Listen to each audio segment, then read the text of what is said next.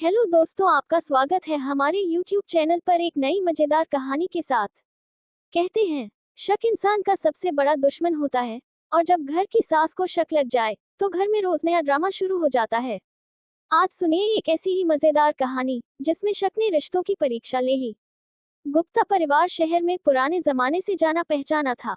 परिवार में ससुर हरिराम गुप्ता, सास लाजवंती देवी, बड़ा बेटा सुरेश, उसकी पत्नी रेखा, छोटा बेटा महेश, उसकी पत्नी सीमा और सबसे छोटी बेटी कुसुम रहते थे। मोहल्ले के कोने पर गुप्ता जी का बड़ा सा 2 मंजिला घर था, जिसका आंगन हमेशा बच्चों की किलकारियों, बर्तन खटखटने और मोहल्ले वालों की आवाजों से भरा रहता था। लाजवंती देवी मोहल्ले में अपनी तेज जुबान और शक करने की आदत के लिए मशहूर थी।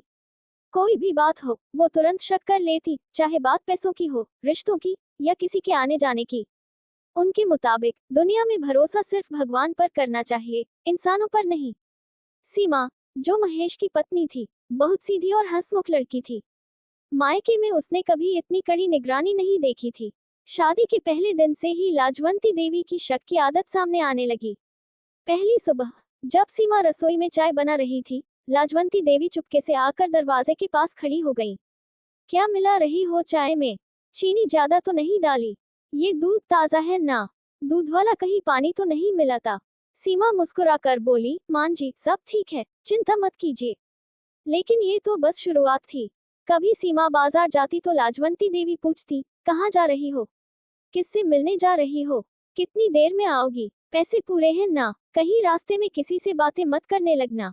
कभी फोन बजता तो वो कान लगाकर सुनने की कोशिश करती, कौन था, क्या कह रहा था, कितनी पुरानी जान पहचान है तुम्हारी। रेखा, जो जेठानी थी, को भी उनकी शक करने की आदत से परेशानी थी, लेकिन उसने सालों में ये सब सह लिया था। सीमा नई नई थी तो शुरुआत में हंसकर टाल देती, लेकिन धीरे धीरे यह आदत उसे खटकने लगी।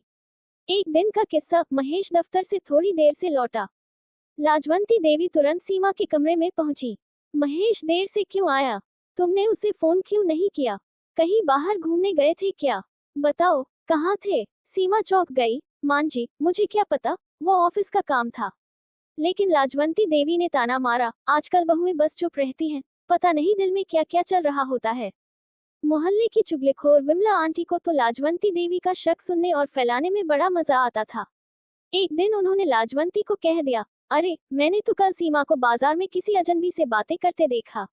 असल में वो अजनबी उसका मायके का चचेरा भाई था, लेकिन लाजवंती के दिमाग में तो शक का तूफान उठ चुका था। रात में उन्होंने पूरे घर के सामने सीमा से पूछताछ शुरू कर दी। कौन था वो? बाजार में क्या कर रही थी? तुमने हमें बताया क्यों नहीं? सीमा ने शांत स्वर में कहा, मान जी, वो मेरे मामा का बेटा था, दिल्ली से आया था। महेश ने भी कहा, माँ, आप हद कर रही हैं, हर बार शक करना ठीक नहीं। लेकिन लाजवंती बोली, देखो, मैं घर की इज्जत संभाल रही हूँ, आजकल जमाना खराब है। धीरे धीरे घर का माहौल भारी होने लगा। सीमा हर काम अच्छे से करती, लेकिन लाजवंती के सवाल खत्म ही नहीं होते। यहाँ तक कि अगर सीमा ने थोड़ी देर कमरे का दरवाजा बंद कर लिया, तो भी लाजवंती आकर पूछती, अंदर क्या कर रही थी। एक दिन मोड़ तब आया जब मोहल्ले में शादी का निमंत्रण आया। पूरी गली में तैयारी हो रही थी। शादी के दिन सीमा, रेखा और बाकी लोग एक साथ गए। वहां सीमा ने अपने पुराने स्कूल की सहेली को देखा और थोड़ी देर उससे बातें करने लगी।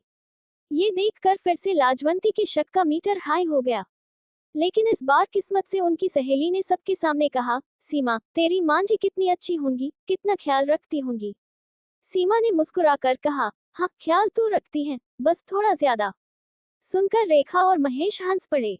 लाजवंती भी थोड़ी झेप गई, क्योंकि सहेली ने बात मजाक में कही थी, लेकिन भीड़ में उनकी शक वाली आदत उजागर हो गई थी। उसी रात महेश ने माँ से कहा, माँ, आप जो कर रही हैं, वो चिंता है, लेकिन बाहर से वो शक जैसा लगता है। अगर आपको हम पर भरोसा नहीं होगा, तो घर में प्यार कैसे रहेगा? लाजवंती चुप रही। उन्हें पहली बार महसूस हुआ कि उनका शक, जिसे वो संभालना मानती थी, दरअसल परिवार में दूरियां ला रहा था। अगले दिन उन्होंने सीमा के पास आकर कहा, बेटा, अगर कभी कुछ कहना हो तो सीधे मुझसे कह देना। मैं भी कोशिश करूंगी कि तुम्हें बेवजह टोकूं नहीं। सीमा ने मुस्कुराकर उनके पैर छुए, मां जी, आपको टोकने का पूरा हक है, बस प्यार भी साथ होना चाहिए। उस दिन के बाद लाजवंती का शक कम होने लगा। अब वो काम में सीमा की मदद करने लगी और कभी कभी पुरानी आदत के चलते सवाल पूछ भी लेती, तो सब हंसकर टाल देते।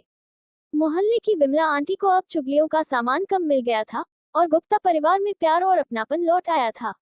आपको क्या लगता है, अगर आप इस बहू की जगह होते तो क्या करते?